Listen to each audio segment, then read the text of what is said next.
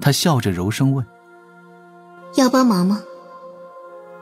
专修人族魂魄，还可以给他赋予得天独厚的资质。李长寿不知该说什么，立刻点头。500。李长寿重重点头。女神轻笑了一声，李长寿重新感觉到了岁月流逝，自那苍白的情形中解脱出来。眼前又是即将消散的师傅虚影，李长寿的道心再次提了起来。不等他有动作，一束金光自高空落下，将师傅的残魂包裹其中。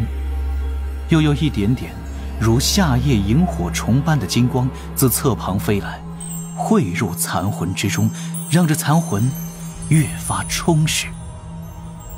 李长寿心底泛起功德二字，立刻将自己的功德抽出来给这些残魂。他恨不得让师父将自己的功德都拿去，但当功德消耗了1成，那残魂已经是被金光包裹，无法再吸纳功德。高空传来了女娲圣人的嗓音：你是今日已死，再生之灵与你毫无干系，可否？可。将他魂魄送入6道轮回盘温养就可。金光收敛，9天之上的女子微微一笑，看脸身旁盘坐的老道，笑而不语。正此时，大地上突然出现了一道七彩漩涡，诵经声响起，飘渺的歌声响起，一道虚影自漩涡中飞出，随之便是悠悠一叹：唉，好不容易出来一趟，还是要干勾魂使者的活，我太惨了。后土娘娘，不对，是小爱。李长寿豁然转身，那虚影已经是飞到了李长寿面前。他看着脸上泪痕未干、手掌沾染鲜血的李长寿，露出几分无奈的笑意。人死为大，节哀顺变。节哀顺变，都是要让我变少一点，我太难了。多谢娘娘。李长寿立刻喊着。小哀叹息着，抬手点在奇缘老道此刻重聚的魂魄上，将魂魄化作了一团金色光芒。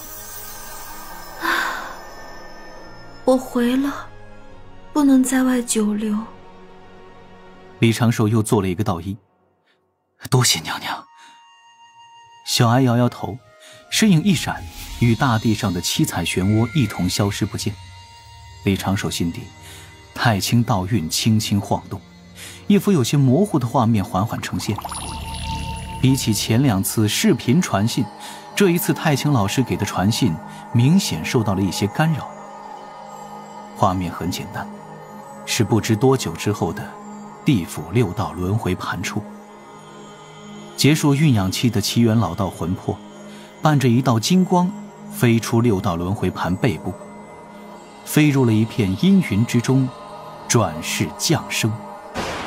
阴云中雷霆闪烁，电光如龙，雷霆却印出了一只巨大的树影。这是一人降世时的异象，那是一头熊，背后有2只巨大的翅膀，这在洪荒被称之为飞熊之象，说明是一个聪慧睿智、有惊世之谋的一代人杰。能转世就好，能转世就好，人杰不人杰的。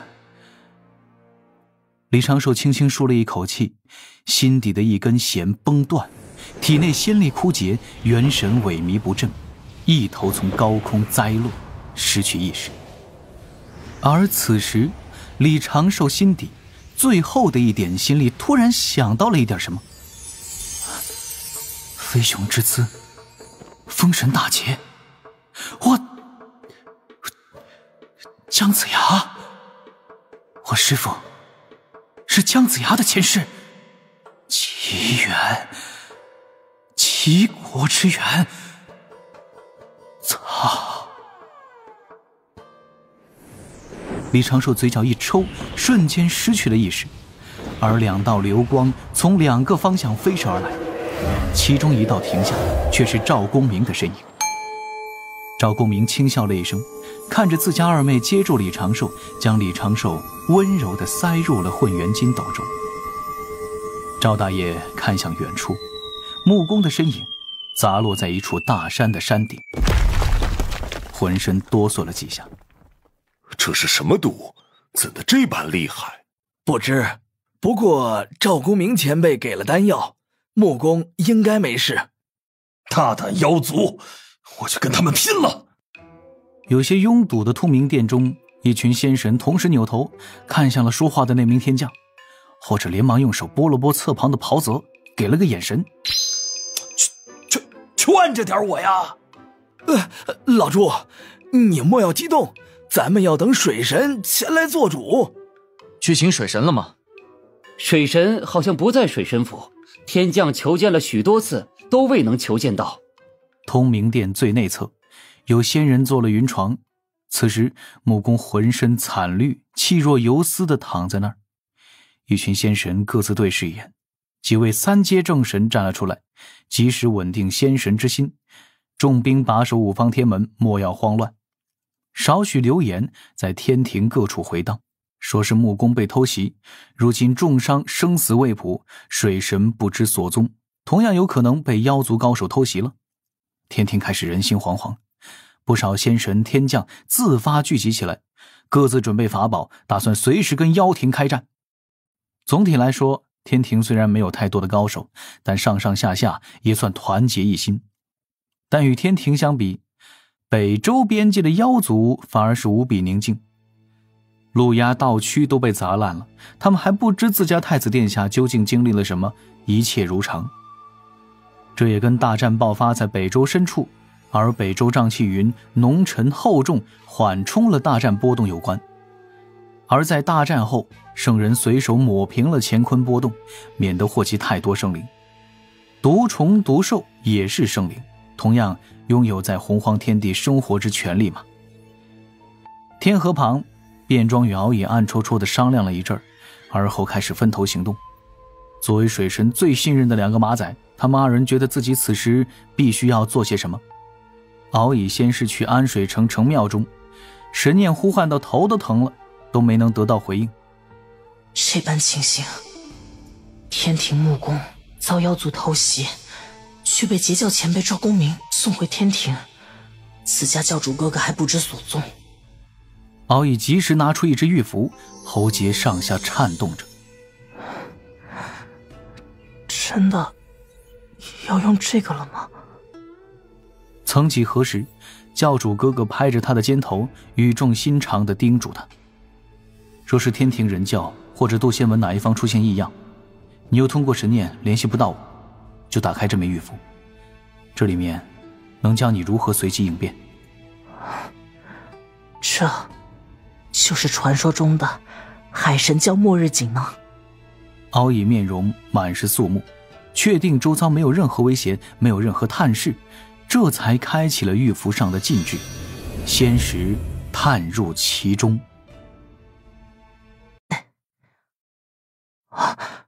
这是来匆匆，莫管闲，道已故，生前难，稳字经。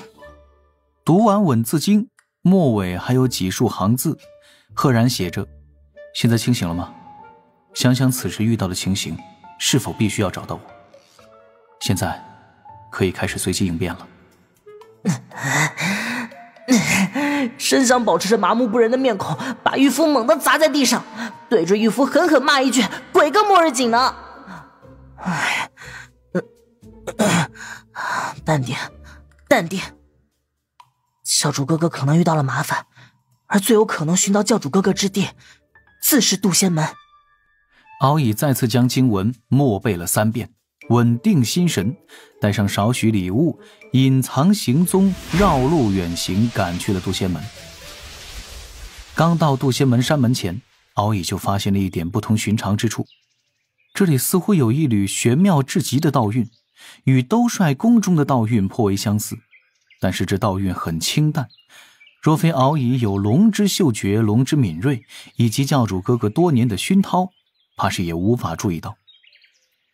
敖乙此时化作了一名少年，驾云向前，对着守门老大爷表明来意，将一枚玉符递了上去，说给渡仙门掌门亲启，就在山门外等了一阵。不多时，有长老赶来，将敖乙引入了渡仙门内，去了渡仙殿中。空虚掌门季无忧擦了擦嘴边的血迹，迎出殿门，对着敖乙拱手笑道：“不知是天……”无忧掌门。敖乙打断季无忧的言语，笑着拱拱手。季无忧立刻明白敖乙不能暴露身份，转身做了一个请的手势，将敖乙引入偏殿。敖乙将军可是有什么要事？无忧掌门，小琼峰可有什么异样？如今天庭遇到一些麻烦，我家长寿兄却联络不上。哦，你随我来，且用隐形之法，咱们去小琼峰一看便知。一位掌门在自家山门中都要这般拘谨吗？这话自然不能随便说出来。虽然空虚掌门只是一个普通金仙，且因为强行修行窍中二气神通被震得道基受损，但好歹也是人教道场的掌门呢。这般偷偷摸摸、鬼鬼祟祟，别说，竟然还有一种即将窥探教主哥哥日常生活的刺激感。可惜两个人摸到小琼峰那无形无踪的大阵之外，刚想进入其中，灵觉就是一阵狂跳。季无忧眉头一皱，他堂堂金仙境的修为，竟然会泛起误入此地即刻重伤的念头。无忧掌门，咱们光明正大进去吧。敖乙不无失望地给了个建议。季无忧咳了一声，自行现踪，对着小琼峰上喊了一句：“峰上可有人在？”门内有少许仙识探查而来，自是只看到了季无忧。突然一道剑光自小琼峰上绽放，这剑光长约10丈，总体为湛蓝色，其内蕴含锋锐剑意，几乎就要在季无忧面前爆发。季无忧急忙后退，几乎是拼尽全力遁逃，这才是堪堪躲出了数十丈，勉勉强强地避开了这一道剑光，只是被斩了一缕长发。季无忧倒是没什么，只是在想自己哪里做的不对，让玄都小法师不喜了。渡仙门却是炸了锅了，一道道身影自各峰冲天而起，就要跑过来护卫掌门。小琼峰上，灵儿连忙跑出草屋，手中拿着的玉符摇晃了2下，季无忧掌门和敖乙面前顿时出现了一缕缕波动，却是大阵门户被打开了。灵儿抬手打了一下自己额头，刚才如果不是及时发现操作失误，让五行大阵偏移了少许，自家掌门说不定就没了。不错。季无忧咳了一下，声传各处：贫道与长寿共同设计的这套阵法威力确实厉害。好了，不要测试了，以免惊扰同门修行。你们都回去吧。没事没事。施展隐踪术法，躲在暗处的敖乙禁不住擦了擦额头的冷汗。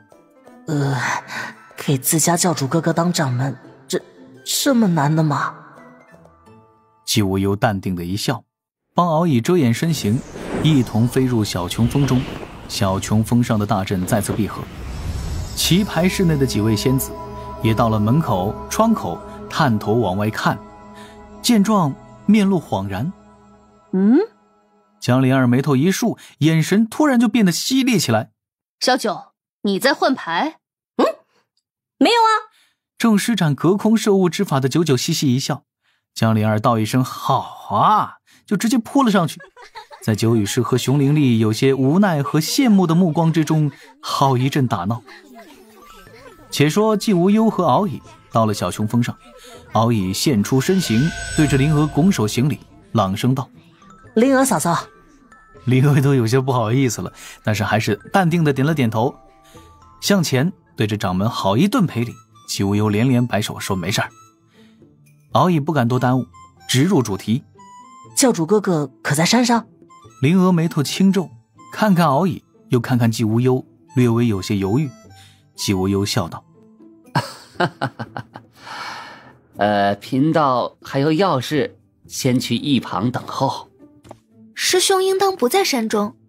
灵娥如此道了一句，见敖乙皱眉，又立刻补充道：不过师兄此时应当是安全的。教主哥哥去了何处？就在刚才，白先生也就是白泽前辈曾来我峰上。白泽前辈说我师兄闯入了一处远古遗迹，被困在大阵之中，参悟一门神通。这门神通参悟完了，才能从大阵中脱困。长寿真是好福缘啊。可有凭证？有的，而且很有说服力。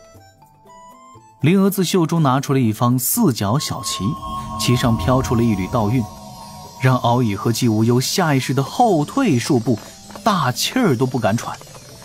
季无忧洪荒老油条了，他一眼就认出了这宝旗，辨认出了这宝旗的道韵，失声道：玄都离地验光旗。敖乙也是面露恍然，稍微松了一口气。白泽前辈说师兄让他送着旗子回来，让我护持小琼峰安危，若是有危难之事，白泽前辈会及时赶来。对了，白泽前辈去天庭了。如此就好，如此就好，我这就赶回天庭。侧旁季无忧沉吟几声，看着那离地验光旗，又看了看灵娥，感受着灵娥显露的天仙境出奇道韵，小声问了一句：灵娥对掌门之位有没有兴趣？掌门？不至于。